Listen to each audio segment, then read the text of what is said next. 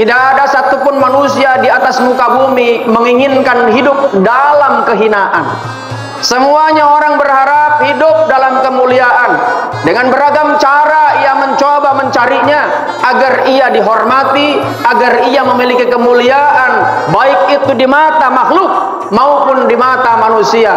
Dengan cara ada orang yang mengumpulkan harta, mengumpulkan ilmu, bahkan dia melakukan dengan segala macam cara agar ia dihormati.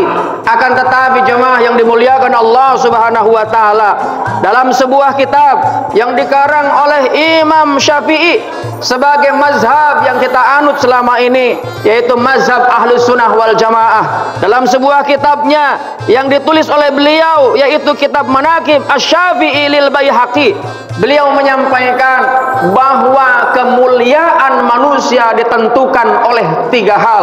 Yang pertama, kitmanul fakri hatta yadunnu nasa min ifatika annaka ghaniyun. Apa itu jemaah yang dimuliakan Allah Subhanahu wa taala? Ada orang yang mengira bahwa dirinya adalah orang yang kaya padahal dia dalam kondisi yang miskin. Dia tidak pernah memperlihatkan tentang kemiskinannya di hadapan makhluk. Kenapa? Karena yang maha kaya itu adalah Allah Subhanahu wa taala. Sehingga dia tidak pernah mengeluh di hadapan makhluk. Dia hanya memperlihatkan bahwa dirinya adalah orang yang betul-betul tidak butuh terhadap apapun. Dia memperlihatkan sebagaimana layaknya orang yang memang dalam berkecukupan. Kenapa? Karena dia tidak ingin menyusahkan orang lain. Dia hanya menggantungkan kepada Allah. Kenapa? Karena yang maha kaya itu adalah Allah Al-Ghani. Karena yang maha cukup adalah Allah Al-Mughni. Dia tidak pernah memperlihatkan dirinya dengan kesulitan-kesulitan, dengan kemiskinan-kemiskinan. Sebab itulah jemaah yang dimuliakan Allah Subhanahu wa taala, orang model seperti ini senantiasa dia memiliki kehormatan. Dia tidak pernah menggantungkan kepada makhluk. Kenapa? Karena Ibnul Qayyim Al-Jauzi menyampaikan bahwa 2 godaan setan yang senantiasa digoda kepada manusia, salah satunya adalah ketergantungan kita kepada makhluk. Ketika kita sudah mulai tergantung kepada makhluk, maka dia akan mengabaikan kepada Khalik, Sang Maha segala-galanya. Dan karenanya orang-orang yang menganggap dirinya miskin, maka oleh Allah dimiskinkan seketika. Yang kedua, kata Imam Syafi'i, wa kitmanul ghadab hatta yadunan nasu annaka radin.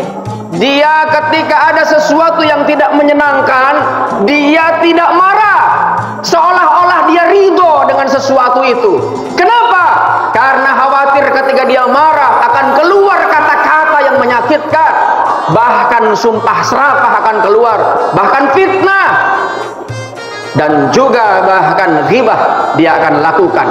Cuma yang dimuliakan Allah Subhanahu wa taala, maka dirinya akan tetap stabil mentalnya. Kenapa? Karena dirinya senantiasa mampu mengendalikan amarahnya. Sebagaimana sabda Nabi Muhammad SAW, la taghdab walakal jannah. Jangan marah, karena sesungguhnya surga bagimu. Karena marah itu membuat diri kita lupa, logika kita lagi tak berfungsi ketika marah. Kenapa? Karena dikendalikan oleh emosinya, dikendalikan oleh keamarahannya, dan marah itu tempatnya pintu setan masuk menghampiri diri kita. Karenanya kita diminta oleh Allah Subhanahu wa taala untuk mengucapkan lafaz isti'adah, mengucapkan a'udzubillahi minasyaitonir rajim, agar kita terhindar dari marah, karena marah adalah pintunya setan. Kita terhindar dari godaan setan yang membuat kita menjadi tergelincir. Dan lihat, banyak orang-orang yang mampu mengendalikan marahnya, dia justru menjadi hina, dia justru menjadi rendah, dan bahkan ilmunya sebagaimana layaknya orang yang tidak berpendidikan. Ketika orang yang sedang marah, orang yang punya posisi, punya jabatan, layaknya sebagaimana orang yang rendahan. Kenapa? Karena dikendalikan oleh emosinya. Innan nafsa la amaratu bisu, bahwa sesungguhnya nafsu itu adalah senantiasa mengantarkan kepada hal-hal yang buruk. Ila ma rahima rabbi, kecuali amarah yang sudah mendapatkan rahmat rahmat dari Allah Subhanahu wa taala. Yang ketiga, kata Imam Syafi'i, wa kitmanu syiddati hatta yadunan nasu annaka mutanaimun. Apa itu? Ia mampu menyembunyikan kesulitannya walaupun kesulitan sedang menghampirinya. Dan ini bukan hal yang mudah. Banyak orang yang ketika berhadapan dengan problematika hidup, dalam hidup ini tidak bisa kita lepas dari yang namanya problem, tidak bisa lepas dari masalah. Orang-orang yang senantiasa memiliki kehormatan, kemuliaan hidupnya, dia mampu menyembunyikan akan kesulitannya.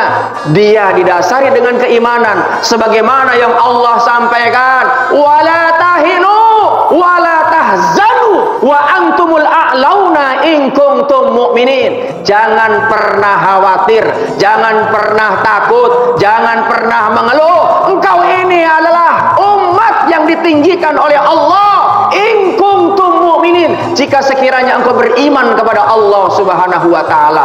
Hinanya kita bukan karena makhluk yang menghinakan. Hinanya kita ketika kita dihinakan oleh Allah, yang dianggap kita mulia, tapi justru di hadapan Allah kita hina.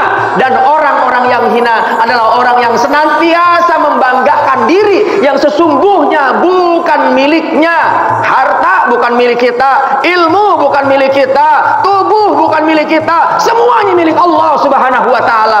Maka obatnya adalah ketika kita dilandasi dengan keimanan, dilandasi dengan keyakinan yang kuat, dilandasi dengan ketakwaan yang kuat. Makanya setiap khatib menyampaikan wasiat takwa, tujuannya agar kita menjadi manusia yang mulia, sebagaimana yang Allah sampaikan, ya ayyuhalladzina amanu taqullaha wabtaghu ilaihil wasilah wajahidu fi sabilihi la'allakum tuflihun. Hai orang-orang yang beriman dan bertakwa, carilah dengan sungguh-sungguh jalan takwa. Kenapa? Karena dengan takwa itu la'allakum tuflihun, engkau menjadi orang-orang yang beruntung, orang-orang yang mulia, baik di dunia maupun di akhirat. Dan dengan takwa itu, kata Allah, wa jannatun arduhas samawat wal ard uiddat lil muttaqin. Orang-orang yang bertakwa ini dipersiapkan oleh Allah dengan surga yang luasnya seluas langit dan bumi.